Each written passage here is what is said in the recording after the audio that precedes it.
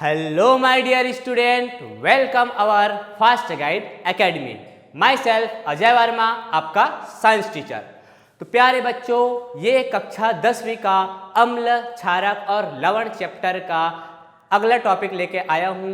इससे पहले हम लोगों ने पढ़ा कि अम्ल क्या होता है। अब इस वीडियो में हम जानने वाले हैं कि क्षारक क्या होगा।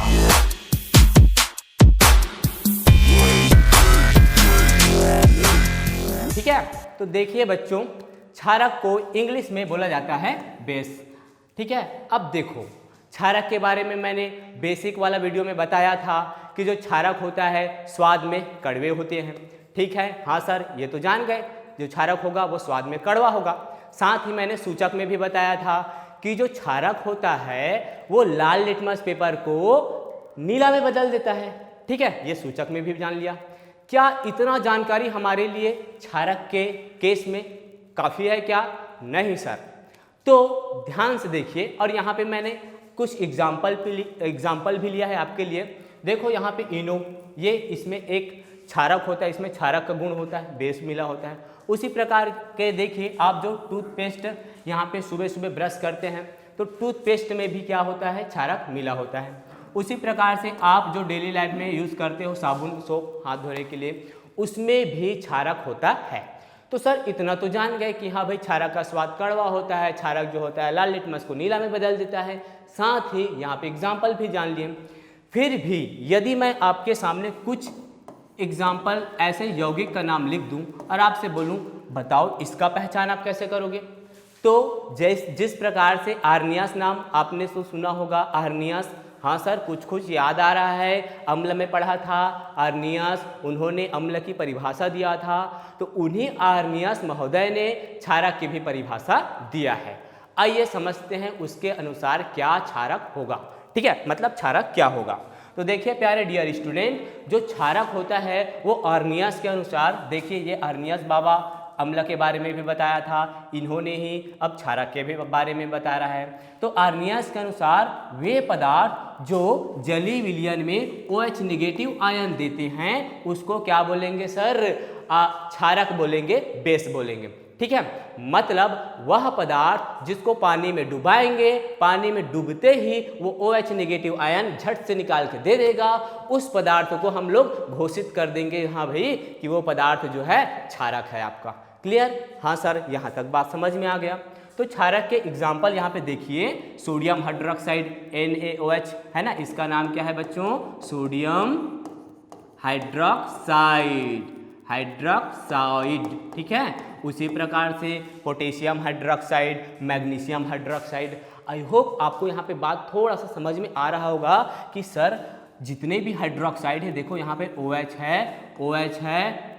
है, मतलब ऐसा कंपाउंड जिसमें OH लगा होगा वो क्या होगा आपका? क्षारक, तभी तो OH निकलेगा। मतलब यदि मैं सोडियम हाइड्रोक्साइड को, इसको मिटा दूं थोड़ा सा, यदि मैं सोडियम हाइड्रोक्साइड को पानी में डुबाऊंगा तो ये क्या निकालेगा? सबसे पहले तो सोडियम पॉजिटिव चार्ज के रूप में टूटेगा, और ये किस चार्ज के रूप में रिलीज होगा? OH negative. सेम इसी तरह से ये जो आपका पोटेशियम हाइड्रोक्साइड है वो भी K पॉजिटिव और OH निगेटिव चार्ज के रूप में टूटेंगे। यहाँ पे कॉमन यौगिक में कॉमन क्या होगा बच्चों? जो शुरुआत वाला होता है वो हमेशा पॉजिटिव धनायन में टूटेगा, और जो बाद वाला होता है वो निगेटिव में टूटेगा। आप देख पा रहे हो यहाँ पे sodium positive, OH negative. Same इसी तरीके से मैग्नीशियम आपका जो पॉजिटिव चार्ज के रूप में टूटेगा और OH निगेटिव चार्ज के रूप में टूटने वाला है। यहाँ पर बात आपको समझ में आ गई कि क्षारक क्या होगा। तो परिभाषा आप लिखेंगे, ऐसे पदार्थ जिसको जल में डुबाने पर OH नेगेटिव आयन देते हैं उस पदार्थ को आर्नियस महोदय के अनुसार बोला जाएगा क्षारक। आई होप आपको ये बात समझ में आ गई होगी। ठीक है, अब चलिए फ्रेंड्स आगे बढ़ते हैं और समझते हैं ये क्षार क्या है। आपने तो क्षारक जान लिया, अब ये क्षार क्या है। जनरली हम लोग क्षारक ना बोल के कई बार क्षार बोलते हैं ना, लेकिन प्यारे बच्चों क्षारक और क्षार दोनों अलग अलग है। कैसे अलग अलग है? तो ध्यान से समझना। क्षारक जो होता है ना उसको इंग्लिश में एल्कली बोलते हैं। अच्छा सर, क्षारक को बोलते हैं एल्कली, ठीक है, और क्षारक को बोलते हैं इंग्लिश में बेस। कई लोग क्या बोल देते हैं? क्षार यानी बेस। ना। क्षारक यानी बेस और क्षार यानी इंग्लिश में एल्कली। ये लेकिन ये क्षार क्या है सर, दोनों में डिफरेंस तो बताओ। तो ध्यान से समझना प्यारे बच्चों, सभी क्षारक जल में घुलनशील नहीं होते। मतलब जितने भी क्षारक हैं वो जल में नहीं घुलते, समझ में आ गया। लेकिन जो क्षारक जल में घुल जाएगा उसका नाम हम घोषित कर देंगे भैया, उसका नामकरण कर देंगे, हाँ भाई आप ही हो क्षार। मतलब देखो, जल में घुलनशील क्षारक को क्या बोलेंगे, क्षार। फॉर एग्जाम्पल देखो, मैंने एक टोकरी लिया, इस टोकरी में कुछ कंपाउंड रखे ए बी सी और ये डी, ये सारे कंपाउंड क्या हैं आपके, क्षारक हैं। ठीक है, ध्यान से समझना। अब जैसे ही क्षारक को किस में डुबाया सर, इस क्षारक को हमने जल में डुबाया।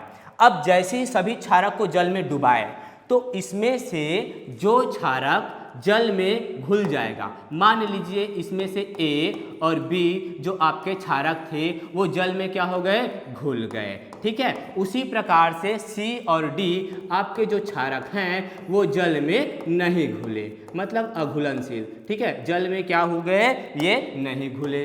अब ध्यान से समझना प्यारे बच्चों, यहाँ पे कैसे समझेंगे, ये नहीं घुले, इसका मतलब है तो सभी क्षारक, लेकिन कुछ क्षारक जल में घुल गए और कुछ क्षारक कुछ क्षारक जो है जल में नहीं घुले। तो ध्यान से समझना, जो क्षारक जल में घुल गए उसको हम बोलेंगे क्षार, माने एल्कली, समझ आया।